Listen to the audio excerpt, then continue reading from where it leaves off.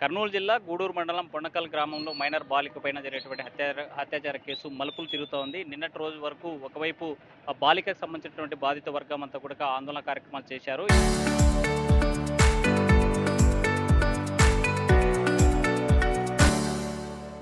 ఎవరైతే అత్యాచారం చేశారో అతనితో పాటు అతను సహకరించిన వారందరి మీద చట్టపరమైన చర్యలు తీసుకోవాలని ఆందోళన చేపట్టారు. అయితే ఇవాళ హరికృష్ణకు సంబంధించినటువంటి తల్లిదండ్రులతో పాటు కొంతమంది ప్రజా సంఘాలు కూడా ఆందోళన చేపడుతున్నాయి. అసలు ఎందుకోసం ఈ ఆందోళన చేస్తున్నారనే అంశం మీద మాతో మాట్లాడడానికి ఆ ప్రజలు ఉన్నారు. సార్ చెప్పండమ్మా, ఏం జరిగిందమ్మా? అసలు ఎందుకోసమని మీ అబ్బాయిని జైల్లో పెట్టాల్సిన పరిస్థితి వచ్చింది?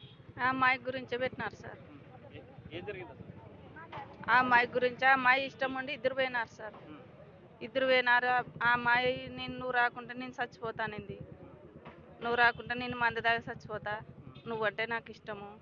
మా ఇంట్లో మా వాళ్ళు నన్ను బాధ పెట్టినారు. మామి ఇచ్చిన సంబంధం నువ్వు చేయాలా, మామి ఇచ్చిన సంబంధం నువ్వు చేయకుంటే నిన్ను చంపేస్తామంటే నాకు వాడంటే ఇష్టం లేదు, నువ్వే నాకు ఇష్టము. ఎవరికి ఇచ్చినా నేను సంసారం చేయను, నువ్వే నాకు ఇష్టము. నువ్వు నీకు నాను, నువ్వు నాకు, మన ఇద్దరం పోదాము అని చెప్పి తీసుకుని పోయింది సార్ మా పిల్లోడు. ఏం జరిగింది? తీసుకెళ్లారు, పెళ్లి చేసుకున్నారా లేకపోతే ఏం జరిగిందో తెలియదు సార్, తెలియదు సార్. వాళ్ళిద్దరు అక్కడ ఉంటే పట్టుకొచ్చినాం సార్ మేమే.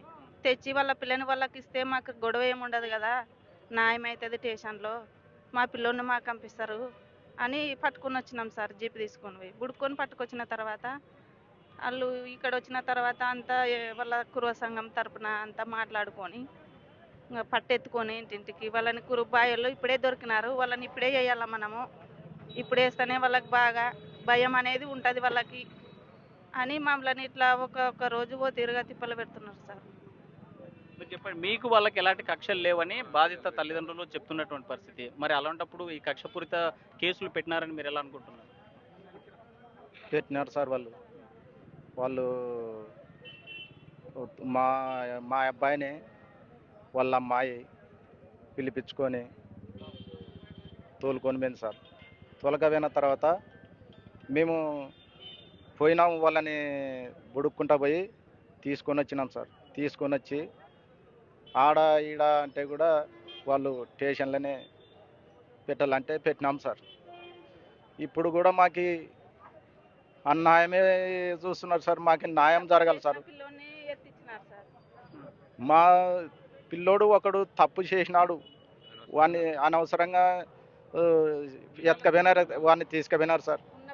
ఉన్న పిల్లలకు కూడా వాళ్ళని అన్ని పాత కక్షలు యావేవో లేపుకొని మీకు వాళ్ళకి ఎలాంటి పాత కక్షలు ఉన్నాయి? ఎందుకోసం మీ పిల్లగానే కేసు పెట్టాలి? అవి ఈడ పొలాల కాడ సార్, పొలాల కాడ గురించి వీళ్ళు ఇప్పుడైతే దొరికినారు, వీళ్ళనైతే ఇడిచిపెట్టకూడదు, వీళ్ళనైతే బాగా మనకి దొరికినారు అని మమ్మల్ని ఒక్కొక్క రకం తిప్పలు పెడుతున్నారు సార్. మాకి న్యాయం జరగాలి సార్. మాకి ఎంపీ అన్యాయం చేస్తున్నాడు సార్. మాకి ఏం చేస్తున్నాడు ఎంపీ? ఎంపీ వాళ్ళ మాటలే వినడం అయింది, వాళ్ళ మాటలే పట్టించుకునడం అయింది. వాళ్ళ వాళ్ళ కులం తరపున వాళ్ళకి అట్లా వాళ్ళు చెప్పిన మాట అదే నమ్ముతున్నాడు సార్. చెప్పండి, ఇప్పుడు ఆందోళన నిన్న వాళ్ళు చేశారు, ఈరోజు మీరు చేశారు, ఈ దేనికోసం అంటారు?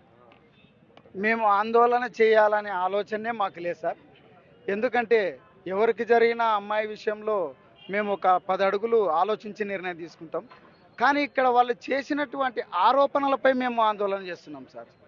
వాళ్ళు చేసిన ఆరోపణలు వాళ్ళ అమ్మాయి విషయంలో ఎటువంటి తప్పు జరిగిందనేది వాళ్ళకి ఆన్ రికార్డ్గా తెలుసు.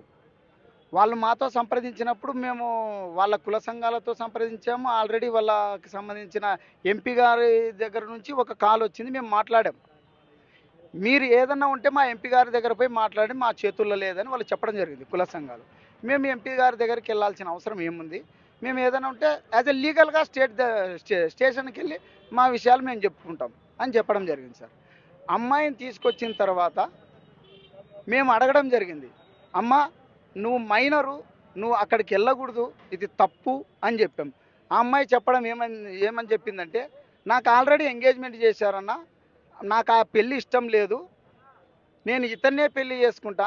కాదమ్మా, నువ్వు మైనర్వి, ఇతన్ని పెళ్లి చేసుకున్నా తప్పే, అతన్ని పెళ్లి చేసుకున్నా తప్పే కదా, మీ వాళ్ళు నీకు ఎంగేజ్మెంట్ చేసినారు అంటున్నావు, మరి ఆ అబ్బాయి పరిస్థితి ఏమి, మీ కుటుంబ పరిస్థితి ఏమి అని నేను అడగడం జరిగింది. ఇప్పుడు ఈ కేసులో ఏం జరుగుతుంది ఈ కేసులో కేవలం కక్షపూరితమైనటువంటి రాజకీయాల నాయకులు ఒత్తిడి వల్లనే ఈ కేసు నడుస్తుంది సార్.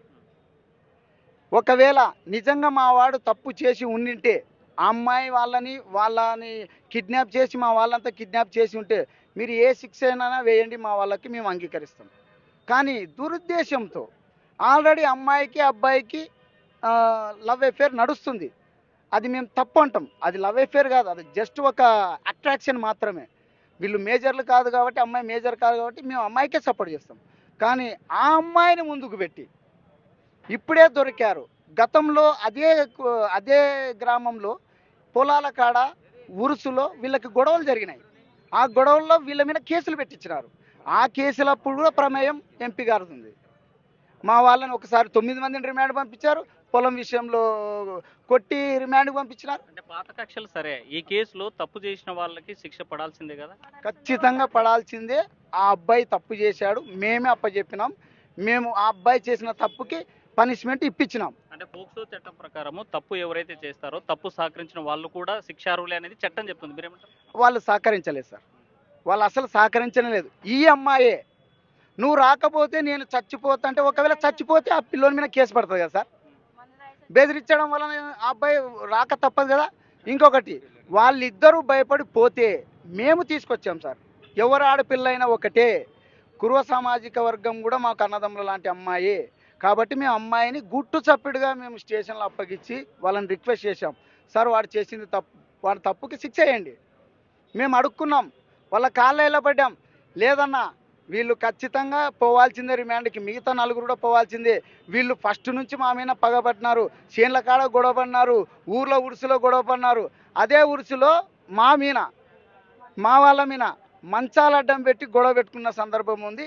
నిన్న ఒక మాట చెప్పడం జరిగింది, వాల్మీకి బోయలు రేపులు చేస్తున్నారు, మర్డర్లు చేస్తున్నారు, మమ్మల్ని చంపడానికి చూస్తున్నారు అని. ఒక వీడియో చూపిస్తాను సార్, మా వీడియో మీకు క్లిప్పింగ్ పంపిస్తాను. ఎవరి మీద కత్తులు పెట్టుకొని తిరుగుతున్నారో చూడండి. మేము ఎస్పీ గారికి కూడా సబ్మిట్ చేస్తాం, అవి మీకే సబ్మిట్ చేస్తాం. ఇప్పుడు మిగతా నలుగురు ప్రమేయం లేకపోతే, సహకరించకపోతే ఈ రోజు పోలీస్ స్టేషన్ చుట్టూ ఎందుకు తిరగాల్సిన పరిస్థితి వచ్చింది? ప్రజానాయకుల ఒత్తిడితో వాళ్ళని ప్రతిసారి లాక్కొని రావడం, ఏ ఆధారాలు లేకుండా కూర్చోబెట్టడం పంపించడం. ఒత్తిడి, ప్రజానాయకుల ఒత్తిడి వలన మా పిల్లల్ని ఆ విధంగా తయారు చేసినారు. లేకపోతే ఎప్పుడో ఒకవేళ నిజ నిర్ధారణ అయి ఉంటే అదే రోజు ఫోక్సో కింద మా వాళ్ళని కూడా పంపించేవారు కదా. అసలు ఫోక్సో అంటే ఏమో నాకు అర్థం కావట్లేదు. ఫోక్సో అనేది మైనర్ బాలికని బలవంతంగా వాళ్ళు తీసుకెళ్ళి ఇబ్బంది పెడితే అది ఫోక్సో. ఆ అమ్మాయే ఫోక్సోలో ఉన్న మైనర్ బాలికని అతని అంటే వాళ్ళ తల్లిదండ్రుల నుంచి తప్పించుకుపోవడానికి ఆమెకి ఇష్టమైన అబ్బాయితో ఫోన్ చేసి నువ్వు రాకపోతే చచ్చిపోతా అంటే ఆ అబ్బాయి అక్కడికి రావాలన్నా వద్దా మీరే చెప్పండి. ఫైనల్గా మీరు చెప్పండి, ఏం కావాలి? ఏం లేదు సార్, మేము కోరేది ఒకటి, అంటే లేనిది ఉన్నట్టు చేయాలా, అనవసరంగా ఇతరులను కేసులు ఇరికించాలనేది అది మానుకోవాలని చెప్పేసి మేము విధంగా ఈ సందర్భంగా మేము హెచ్చరిస్తూ ఉన్నాము. లేని పక్షంలో తీవ్రమైన ఉద్యమాలకు కూడా మేము శ్రీకారం చుట్టడం ఖచ్చితంగా జరుగుతుంది. వాల్మీకి బోయలు గతంలో మాదిరి ఏం ఈరోజు లేరు, అన్ని తెలుసుకున్నారు, అన్ని విధాలుగా అవేర్నెస్ అయినారు. సో అన్యాయంగా మేము కేసులు పెడతాం, మాకు రాజకీయ బలం ఉందని చెప్పేసి మేము కేసులు పెడతాము, కేసులు పెట్టి మిమ్మల్ని ఇబ్బందులకు గురి చేస్తామంటే మేము దీన్ని తీవ్రమైన ఉద్యమ స్థాయిని తీసుకెళ్ళి అవసరమైతే కనుక దీన్ని ఎవరైతే సపోర్ట్ చేస్తున్నారో వాళ్ళని రాజీనామా చేసే విధంగా కూడా మేము ఒత్తిడి తెస్తామని చెప్పేసి తెలియజేస్తున్నాం. తప్పు చేసిన వారికి శిక్ష పడాల్సిందే. అలా అనేసి ఎవరైతే నిందితులుగా ఉన్నారో వాళ్ళని బలవంతం కొంతమందిని ఇరికించేటువంటి ప్రయత్నం చేస్తే మాత్రం చూస్తూ సహించే ప్రసక్తి లేదు. అయితే తప్పనిసరిగా దీంట్లో రాజకీయ ప్రమేయం ఉంది, రాజకీయ ప్రమేయం మానుకోవాలి. గ్రామాల్లో ప్రశాంతంగా ఉన్నటువంటి గ్రామాన్ని గ్రూప్ రాజకీయాలు చేయొద్దని చెప్పి లోకల్గా ఉన్నటువంటి గ్రామస్తులతో కూడా ప్రయాసంగా కోరే పరిస్థితి. Video Chandrashekar Hussain RTV Kurnool. చరిత్ర సృష్టించినోడు ఇప్పుడు ఆ చరిత్రని తిరగరాయబోతున్నాడు. అబద్ధాల గోడల్ని బద్దలు కొట్టి నిజాలను రాగా మీ ముందుంచబోతున్నాడు. నిజమైన వార్తల కోసం వెంటనే డౌన్లోడ్ చేసుకోండి రా యాప్ని.